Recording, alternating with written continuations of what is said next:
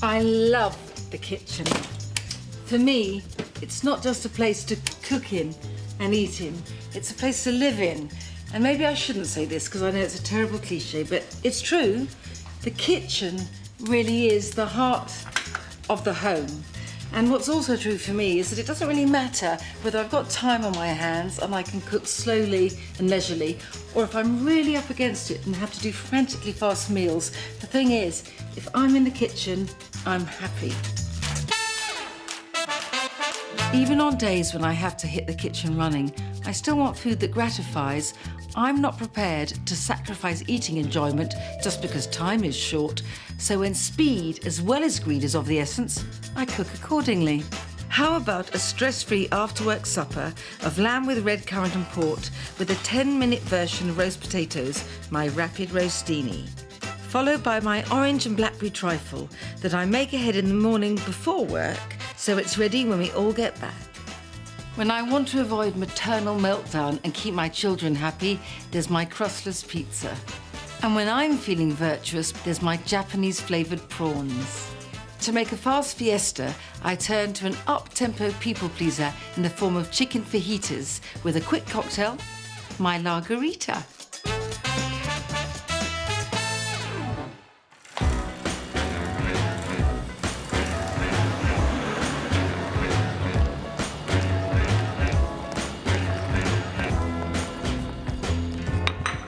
Just because I'm making a bit of a trifle at breakfast time doesn't mean you need to do this ahead.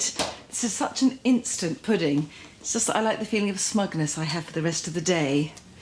Right, let's whip some cream, about a breakfast cupful.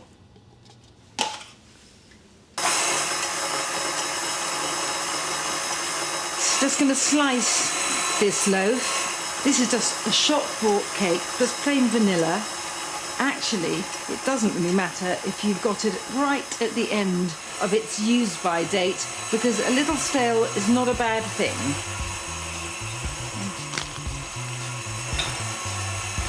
It's breakfast.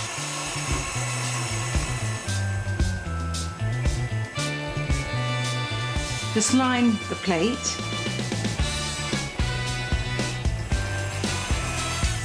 Right. When I first made this trifle, and you know I call it a trifle, although it's my own little version of it where you don't have any custard. That's why it's very, very easy. I made this trifle with some leftover marmalade cake. And so in honour of that, I'm going to use a bit of marmalade, some orange liqueur. It's a shake. It's a bit like making a dressing, only for cake. And pour over. Oh, look at these gorgeous golden globules.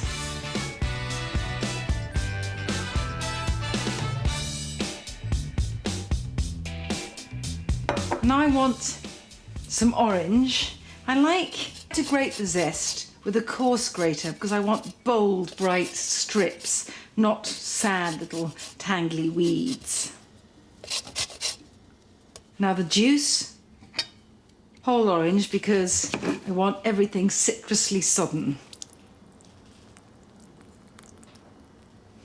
Time to slather on a bit of softly whipped cream. How can that ever be a bad thing? I don't like the cream whipped too stiffly because I think the whole point of this is that it's just gentle, easy, and it's ramshackle almost, but fabulous with it. The first time I made trifles like this, or my version of trifle, I call them plate trifles now, just trifle. These blackberries, look how beautiful these juicy beaded blackberries look, glinting darkly out of that pale billowing duvet of cream. Just exquisite. You don't have to use blackberries, obviously, any berry you want. Blueberries look beautiful here too. Although, of course, you could use frozen blackberries. I mean, thaw them, obviously. You will find that they aren't quite as bouncy and proud. But, you know, it doesn't really matter if some of that purple-red juice seeps into the cream. I love the 1930s colour scheme of this, the jet of the blackberries and then the bright orange.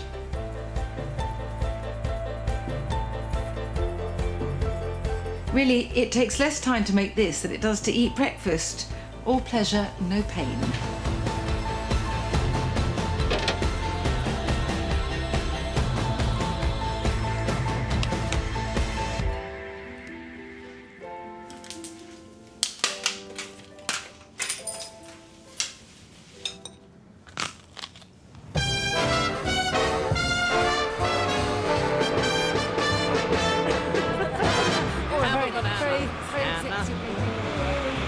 Salami, Tommy. You put the gravy, Davy. Everybody eats when they come to my house.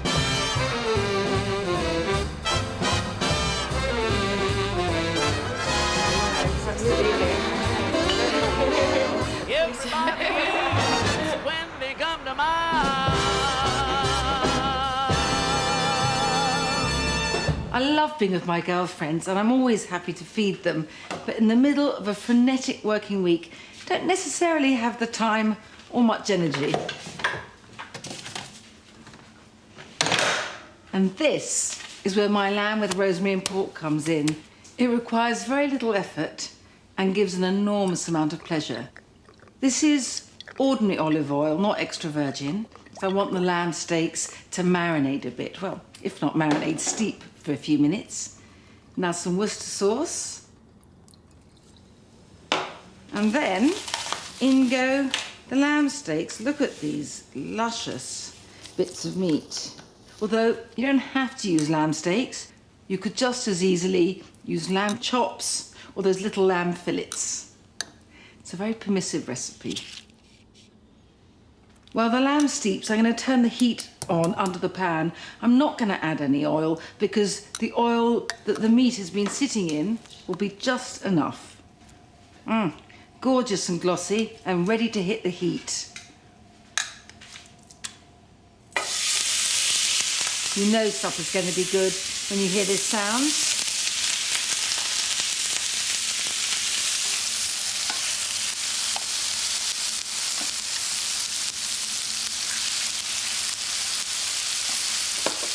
I leave the lamb to cook on one side a bit.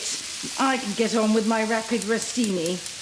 On a hot pan, some more regular olive oil, and I cannot wait to tell you about my rapid rostini.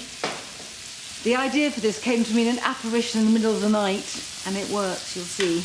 Rosemary I promised, and rosemary I have. You've got to be quite careful with rosemary, because if you cook with too much, it gives everything a slightly soapy taste. But this amount, nice fat sprig of it, is just heavenly. Chop that fine. The lamb should be ready to turn. Perfect. I'm going to cook the lamb for a few minutes on the other side.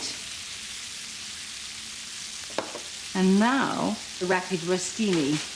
So what these are like miniature roast potatoes for pixies, and they're made out of gnocchi, which normally you just boil. So I thought, if I fried gnocchi, would they not be like really instant roast potatoes? And when I mentioned this to some people, they thought it was an absolutely terrible idea. And can I tell you, they have eaten their words and my rostini. Leave these to colour up a bit. I'm ready to take the lamb out of the pan now. And this is how I always prefer to fry meat.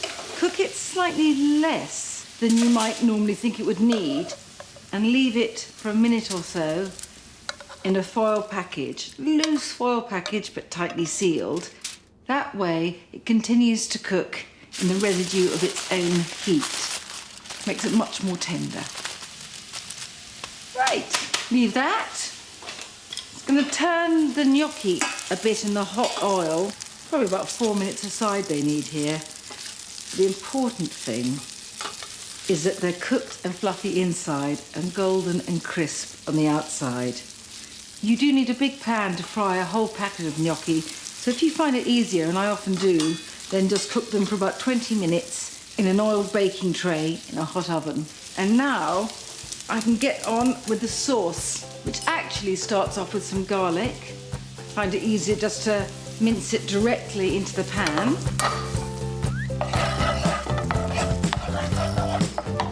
Add the rosemary. And although, as you can see, the lamb has left some luscious juices behind, I'm going to add a knob of butter.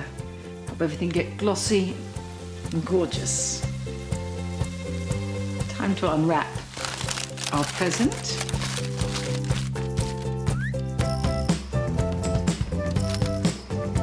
Lamb goes on its plate.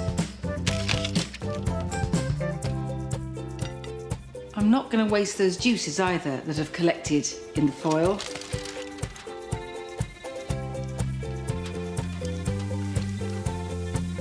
In they go. So we're all stations go now. Some port in the meat pan to make a really divine gravy. I find port really useful in the kitchen. Just as I keep white vermouth for those times I don't want to open a bottle of white wine to cook. So I find port is incredibly useful as a substitute for red wine. But even when I've got red wine, just as I presume I'm going to open some later, I prefer to use port in this recipe. And while that bubbles down, put my beans in. I want crunchy green beans with this. Had the water bubbling for a while.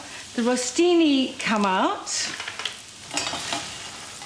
That is a very promising sound.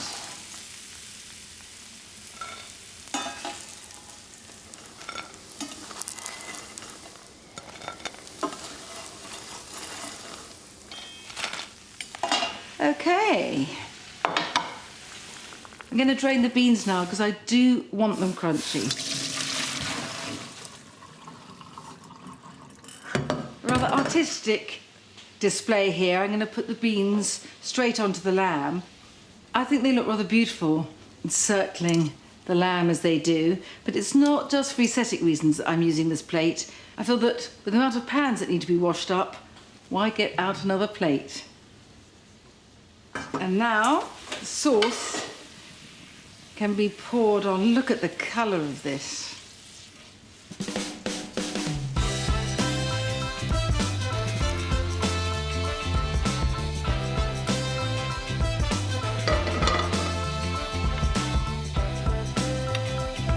Right, back to the girls. Okay, girls. Lovely. So what have we got here? Got some lamb steaks and ruby port.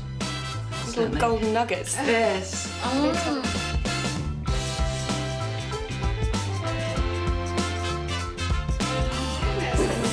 I don't think we need to have a quarter each because I have to have some for my breakfast.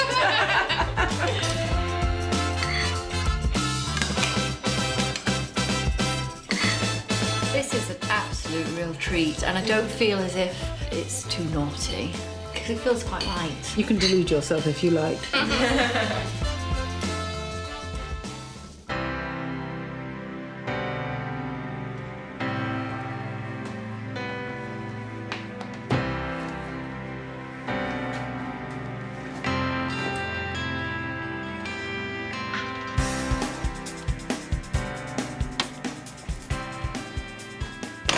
My crustless pizza is something I rely on just to make tea times a breeze.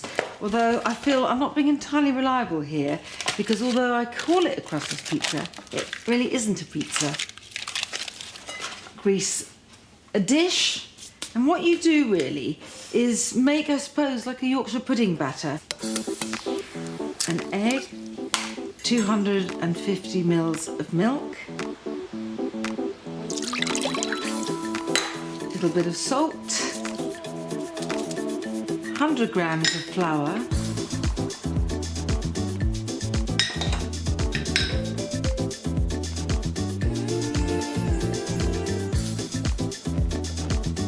and about 50 grams or just a handful of grated cheese. Any cheese you want. This is cheddar. Then let me get a comedy fork and whisk away. I mean, this is it. Not hard, even when you are really at the far end of the tension scale. In it goes. The lumps of cheese, not flour. The oven's preheated to 200, and this will need, I don't know, 20, 30 minutes, and I will get on with the vegetables. My children tend to eat vegetables if they're raw more than cooked, which I suppose is anyway quite a good thing. So I give them cucumber batons, and also I suppose because I just put the vegetables on a plate and they don't need cutlery, I know maybe I shouldn't encourage them to eat with their fingers, but it does make them seem to want to eat more.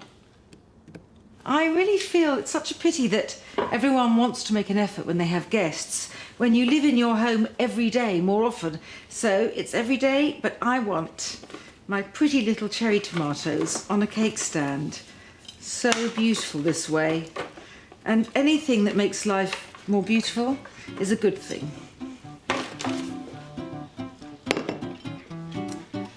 I think the celery looks so gorgeous in a vase like flowers.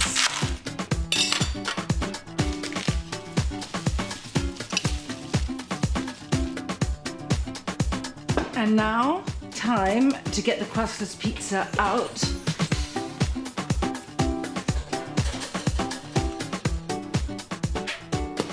It's not quite ready, but there's no work, just a few finishing touches. As with any pizza, a real pizza, you can top it as you want. And I want pepperoni.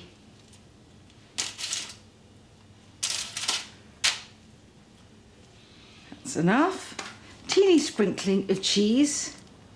And back it goes in the oven, just for a few minutes. You want the cheese to have melted a bit, and frankly, it will just look like a crustless pizza.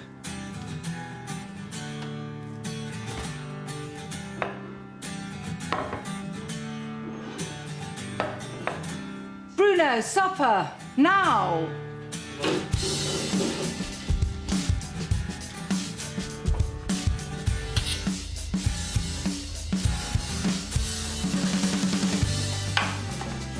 Beautiful.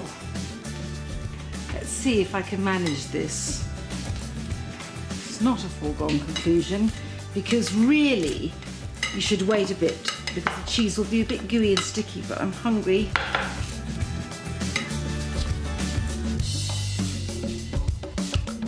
And there is the crustless pizza. Got my pizza wheel.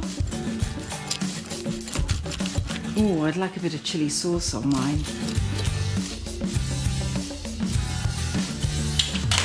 Bruno can start with that big piece. Teenage boys eat even more than I do.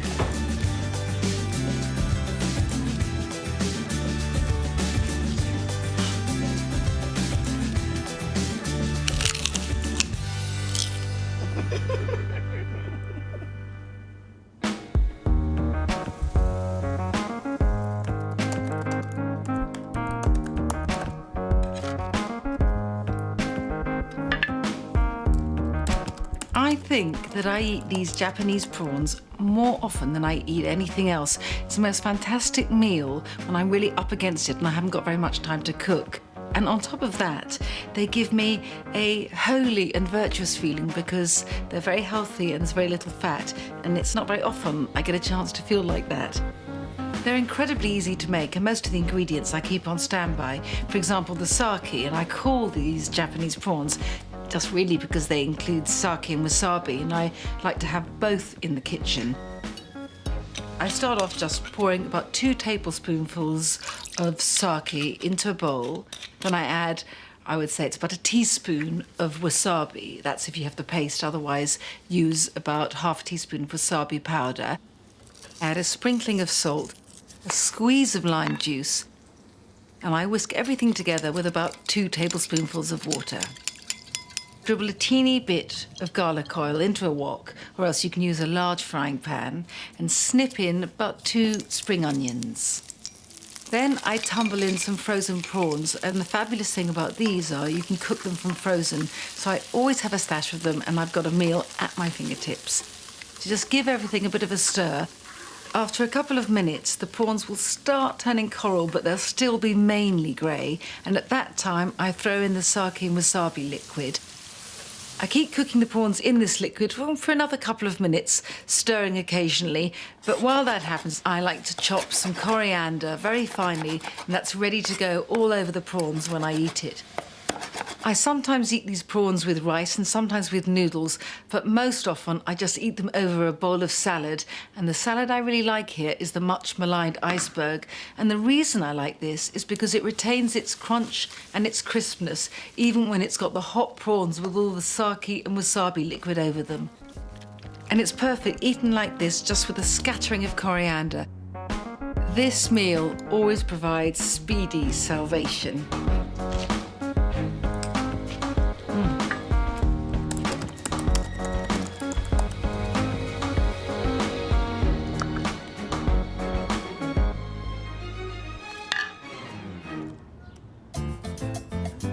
Sorry, Jamie, I'll be right back.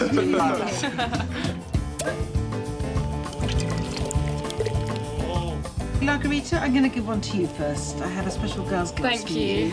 It's a margarita, drink of my own concoction. It's lovely. like a Tex-Mex lager and lime. Be careful because it's a lot more alcoholic than it tastes. It's Not that you'll glorious. mind, you're an Australian, you won't care. Nothing gets a party started like a margarita, and a margarita is, obviously, a lager combined with the mixings of a margarita. The idea came to me one night like divine inspiration from that great cocktail cabinet in the sky. It's very simple to make. So for each small bottle of beer, that's a 33 centilitre bottle of beer, you need 1 shot of tequila, 1 shot of orange liqueur, 1 shot of lime cordial, and, if you like, a cheeky spritz of fresh lime. Well, that's the drink sorted. Now I'm going to rustle up some food.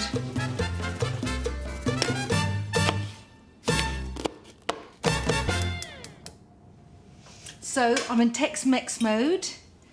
I feel that my chicken fajitas will soak up a margarita or two. Some garlic oil there. In go some onions, lots of them. And the thing about these onions is that they won't have that burning, acrid aftertaste. They will be cooked until they're soft and sweet. I'm using chicken here to make chicken fajitas. If you wanted to make beef fajitas, use beef.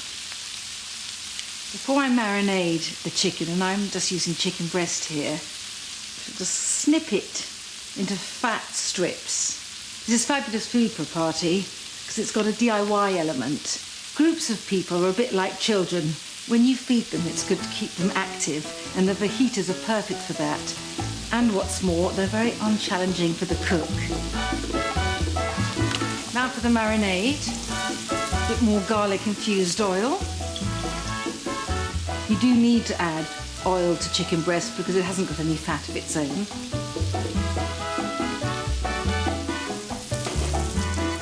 Some lime juice, a bit of zing, a bit of Tex-Mex zing, even though I agree this is probably a really embarrassing gringo version.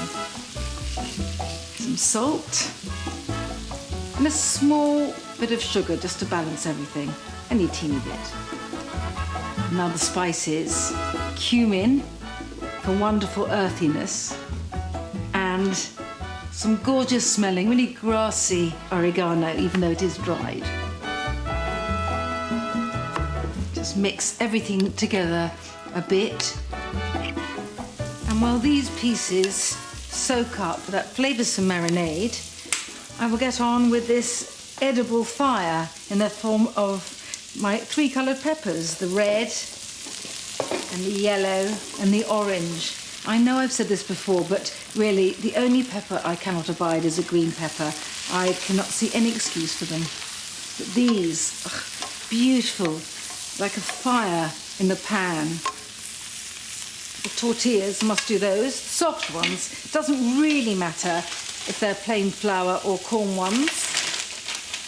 The oven's on low and I can deal the tortillas.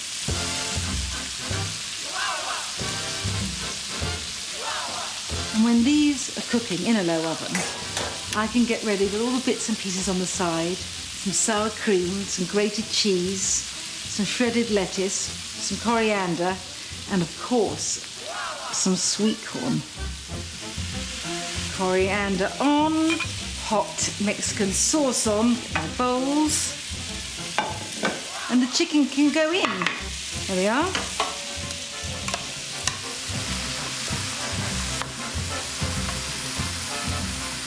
Mix it together and try and get some of the chicken underneath so it can get scorched a little. But anyway, all of it will be suffused with a sweet tangle of peppers and onion. I'll get on with dicing an avocado, I think, while that cooks. Not going in for full frontal guacamole, just dice the avocado like this. And if I haven't said that you shouldn't be cutting straight into your hand, it's because I know you won't. It doesn't really matter if they don't stay like neat jade cubes and become a little bit of a mush. All taste delicious in the fajita. And now a sprinkle of salt and another squirt of squeezy lime. And now I think I will get my tortillas out of the oven.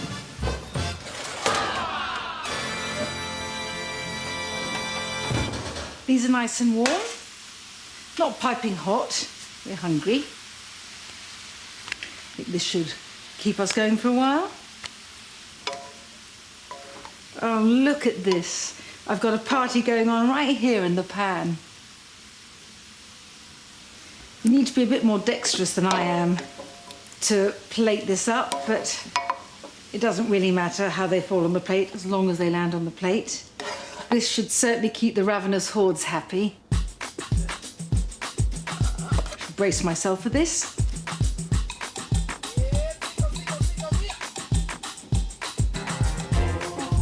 Very, very nice.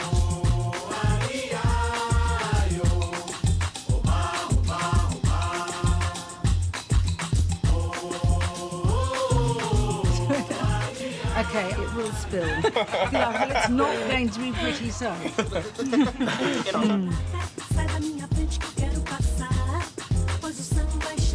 a very artistic package you have there, if you don't mind my saying so. I think I just got a bit overexcited by the chicken. They're so good. I'm glad you like my fajitas. You want to come again, I hear? Please, please. So happy right now. So good. It's like the sweet corn is not chic, but it's nice.